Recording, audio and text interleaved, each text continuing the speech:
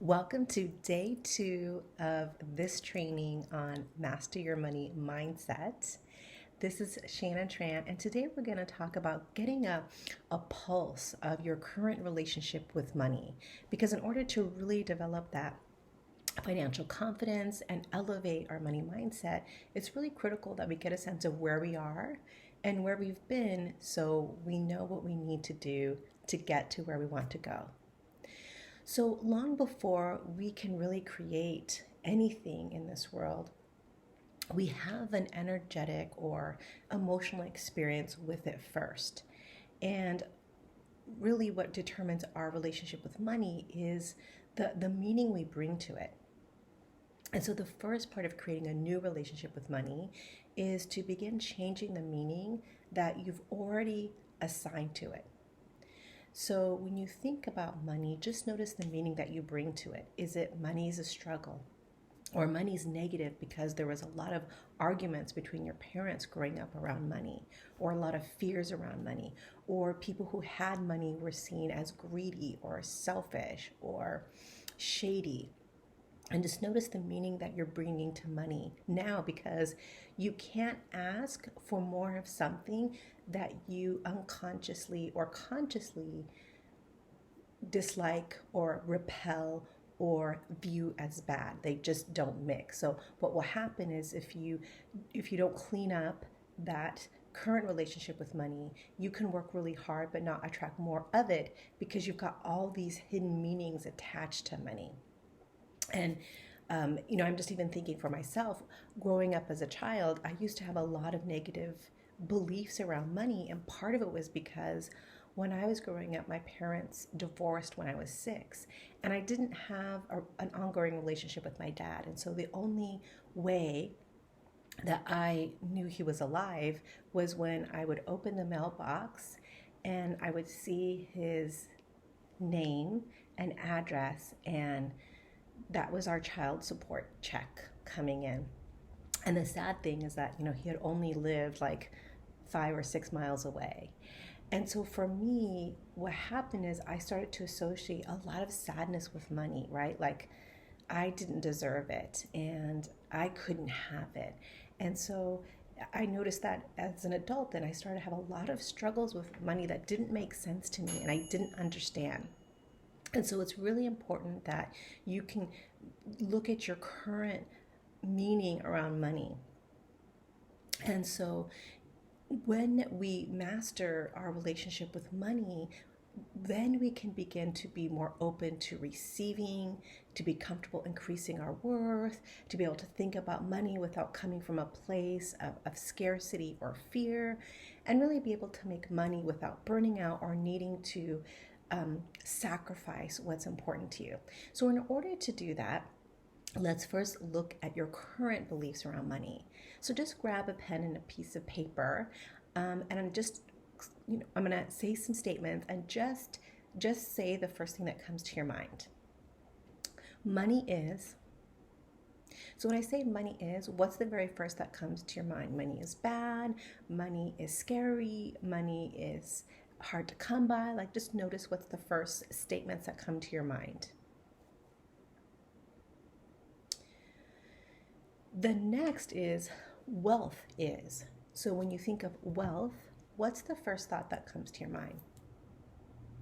Wealth is only for a few selected people.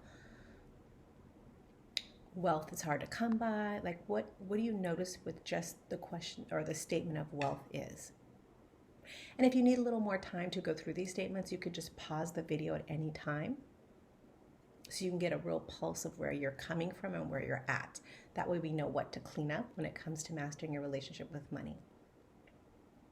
Okay, let's go to the next statement. Wealthy people are. So when you think of wealthy people, what's the first thing that comes to your mind? What do you notice? Wealthy people are generous or kind, or are you jumping to wealthy people are dishonest, or wealthy people are secretive? Just notice what you come up with. And also, The reason I cannot or may not become wealthy is, so now you're really looking at wealth from where you're coming from. So the reason I cannot or may not become wealthy is, and then see what comes up for you.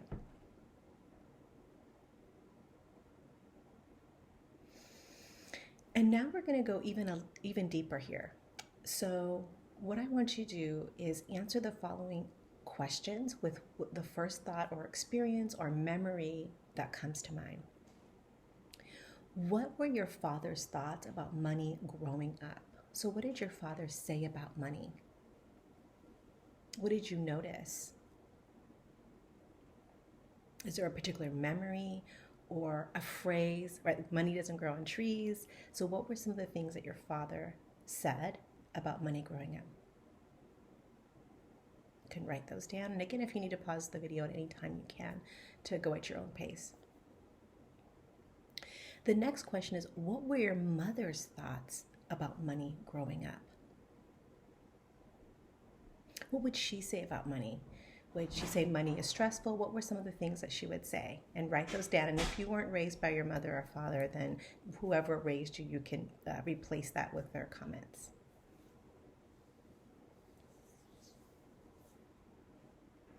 And then the next question is, what was money spent on growing up? So what was it okay to spend money on? Was it okay to spend money on, groceries or rent or clothes? And what wasn't it okay to spend money on? So maybe it wasn't okay to spend money on travel or personal items or expensive restaurants or dinners.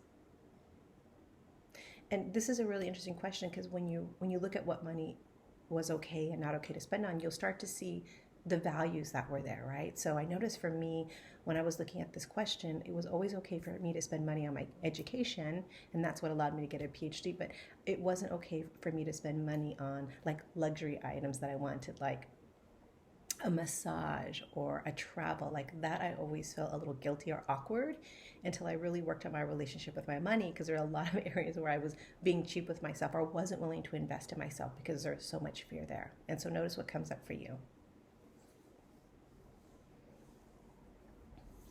And next, how was money earned in the household? So who was the main breadwinner? Was it a mother or a father? And then how was it earned? Was it earned by a person having to work a lot and be away a lot so that you have a negative experience with money? Or was it earned joyfully? Or was it earned with like a lot of hard work, anger, resentment? Just paying attention to how money was earned.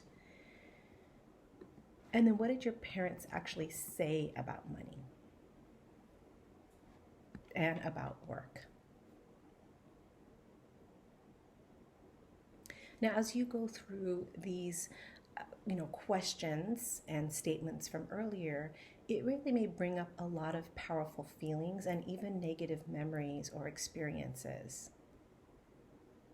And that's normal. And so what we're going to do is really a quick tapping sequence to help release some of the negative thoughts and feelings that may be coming up for you as you've gone through this exercise. And this is a great, simple method for being able to release some of the negative blocks, emotional blocks, mental blocks, energetic blocks that prevent you from having a healthier relationship with money.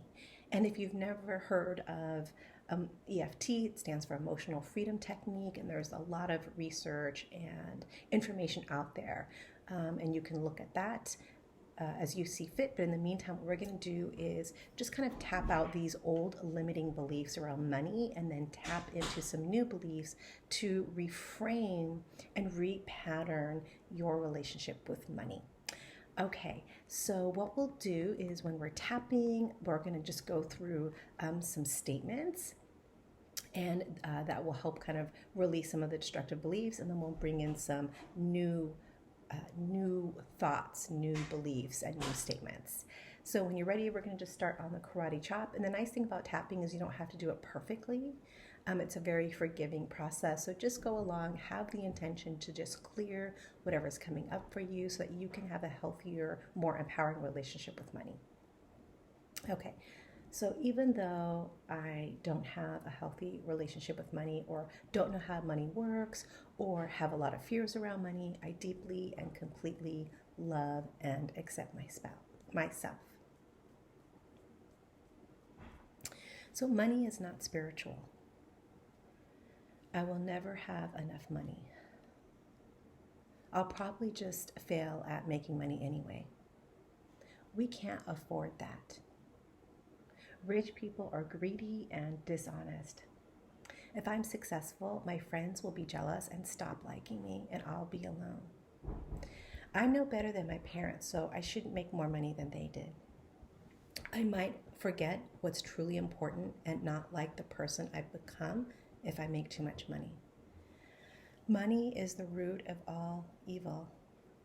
I'm not worthy. So again, whatever's coming up for you, just allow that to be there and just acknowledge whatever feelings they may be, and take a couple of deep breaths in through your nose and out through your mouth. And then we're going to go through a tapping sequence that releases that and brings in some positive beliefs now that you've acknowledged just what has come up for you. And if you need to go through that first part again, feel free to do so.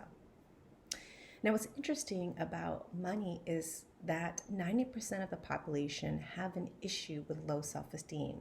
And usually that is the number one thing that holds people back or prevents them from living their dreams or earning their potential.